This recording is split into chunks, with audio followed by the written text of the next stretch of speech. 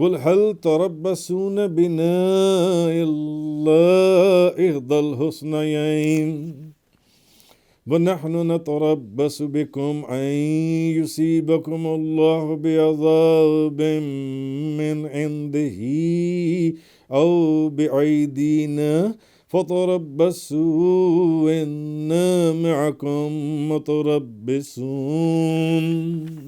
آیت نمبر 52، آپ کہیے کہ تم ہماری دو بھلائیوں فتح یا شہادت، اور بھئی ہم نے جنگ میں فتح حاصل کر لی تب بھی، ہم فتح اور کامرانی کے ساتھ آئے تب بھی، اور اگر ہم شہید ہو گئے تب بھی، دونوں صورتوں میں سے آپ کہیے کہ تم ہماری دو بھلائیوں میں سے ایک کا انتظار کر رہے ہو، اور ہم تمہارے متعلق صرف اس بات کا انتظار کر رہے ہیں کہ اللہ تمہیں اپنے پاس سے عذاب پہنچاتا ہے۔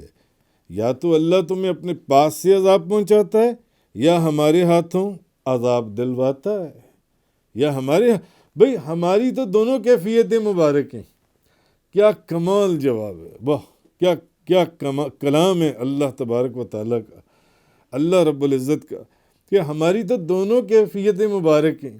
ہم فتح حاصل کریں، مال غنیمت، تب بھی ہمارے لیے مبارک ہے، اور ہم شہید ہو جائیں تو تب بھی ہمارے لیے مبارک ہے، دونوں صورتیں۔ مگر تمہارے متعلق صرف ہم اس بات کا انتظار کر رہے ہیں کہ اللہ تمہیں اپنے پاس سے یا تو عذاب، یا تو وہ تمہیں عذاب دے گا، اور پھر بعد میں جو دینے وہ تو دے گا، یا ہمارے ہاتھوں سے تمہیں عذاب دلوائے گا، ہماری تلواروں سے کٹ مرو گے، دیکھو تمہارا کیا حال ہوتا ہے جون سے۔ سو تم بھی انتظار کرو اور ہم بھی تمہارے ساتھ انتظار کرنے والے ہیں، تم بھی انتظار کرو اور ہم بھی انتظار کریں گے۔ تو جب نبی کریم صلی اللہ علیہ وسلم اپنے غلاموں کے ساتھ تبوک کی طرف روانہ ہوئے تو منافق جون سی، اب وہ بعض آپ کو پتہ ہے منافق بیچ میں بھی ہوتے، بعض تو منافق وہ تھے جو پیچھے قسمیں کھا کر، جھوٹی قسمیں اور بہانے بنا کر، بہانے تراش کر اور عذر بیان کر وہ تو پیچھے روکے، بعض ایسے بھی جو بیچ میں بھی ہوتے ہیں جون سی۔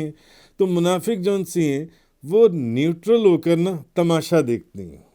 منافق جو اپنا ہوتا ہے وہ کمپرومائز نہیں کرتا، جو اپنا ہے، جو سچا اور پکا غلام ہے، جو سچی محبت رکھتا ہے، وہ کمپرومائز نہیں کرے گا۔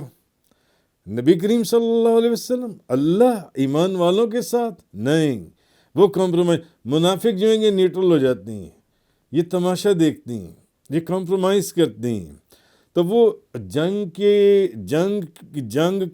انجام کا انتظار کرتے ہیں، اور وہ اسی کے اندر اپنی عقل مندی سمجھتے ہیں کہ نہیں میں اس کو بھی نہیں کچھ کہہ رہا، میں اس کو بھی کچھ نہیں کہہ رہا، میں کسی کو پکڑ بھی نہیں رہا، میں کوئی چیز اگر غلط دیکھ رہا ہوں تو اس کو بیان بھی نہیں کر رہا، بلکہ میں تو خود ان چیزوں میں شامل ہی نہیں ہونا چاہتا، چلو اچھا ہے میرے سر کے اوپر سے بھار ٹلا۔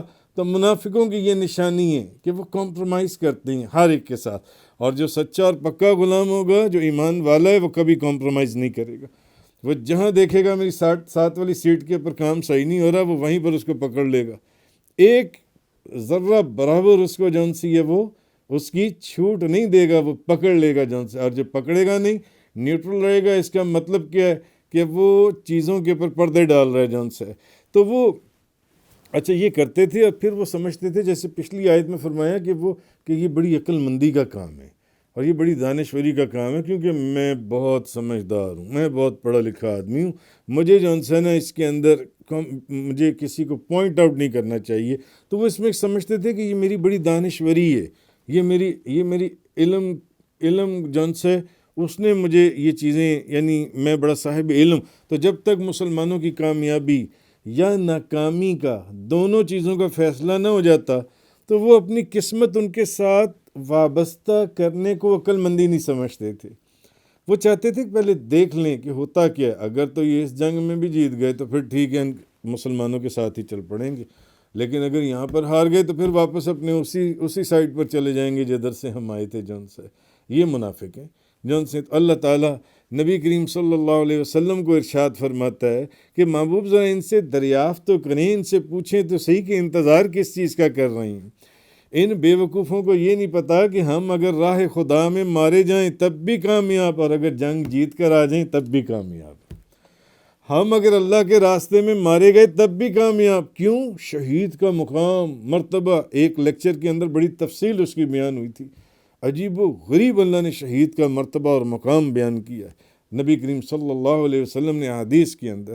تو اب محبوب ذرا آپ ان سے پوچھیں تو صحیح کہ کس بات کا انتظار کر رہے ہو؟ دیکھ رہے ہو نا کہ کیا انجام ہوتا کیا ہے، آگے کیا ہوتا ہے. یعنی کسی جنگ کے اندر 300 منافق، وہ منافقوں کا سردار 300 لوگوں کو نکل کر وہاں 300 لوگوں کو لے کر نکل گیا جنگ کے اندر سے. تماشا دیکھ رہے ہو نا کہ آگے ہوتا کیا ہے میرے محبوب کے ساتھ یا میرے محبوب کے غلاموں کے ساتھ. تماشا دیکھ رہے ہو، خیال اس کے انتظار میں بیٹھے ہوئے ہو. تو کس انتظار کے، کیا کون سا انتظار کر رہے ہو؟ محبوب ذرا ان سے پوچھیں نا. ان کو یہ نہیں معلوم کہ ہم اگر راہ خدا میں مار دیے جائیں تب بھی کامیاب شہید، اور اگر ہم کامیاب لوٹیں تب بھی ہم کامیاب. اسلام کا پرچم بلند، مال غنیمت ساتھ حاصل آئے گا اور اسلام پھیلے گا، لوگ کلمہ پڑھ کر مسلمان ہوں گے.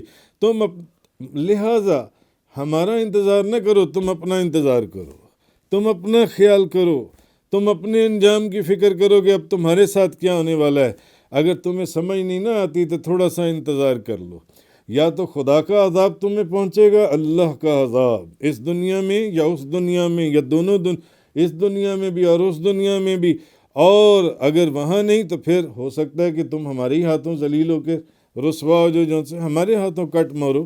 تو اصل چیز اس آیہ کریمہ کے اندر اللہ تبارک و تعالیٰ نے یہ فرمائی. آیت نمبر 52، قُلْ هَلْ تَرَبَّصُونَ بِنَا إِلَّا إِحْدَى الْحُسْنَيَيْنِ. آپ کہیے کہ تم ہماری دو بھلائیوں فتح اور شہادت کس کا انتظار کر رہے ہو؟ اور ہم تمہارے متعلق صرف اس چیز کا انتظار کر رہے ہیں کہ اللہ تمہیں اپنے پاس سے عذاب پہنچاتا ہے یا ہمارے ہاتھوں تمہیں عذاب دلواتا ہے. نَحْنُ نَتَرَبَّصُ بِكَ نتربص بكم أن يصيبكم الله بعذاب من عنده أو بأيدينا فتربصوا إنا معكم متربصون. سو تم بھی انتظار کرو اور ہم بھی تمہارے ساتھ انتظار کرنے والے ہیں.